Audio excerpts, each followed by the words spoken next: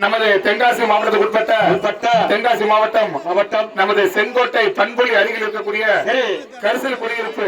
சரியா? கரிசல் குடியிருப்புக்குள்ள தேவர் சமுதாயத்தில் மடவர் சமுதாயத்தில் பிறந்து வளர்ந்த நம்ம அதாவது குத்தாலிங்க தேவருடைய மகா பெரிய ராமையா தேவருடைய மனைவியார் சுந்தர தேவருடைய மருமகா நம்ம அம்மா சுப்பம்மா அவர்கள் இறந்து போறாங்க. அப்படி கரிசல் குடியிருப்பு சுப்பம்மா நம்ம இருந்த வசல்ல கடைசி நேரத்துல அப்ப நாடு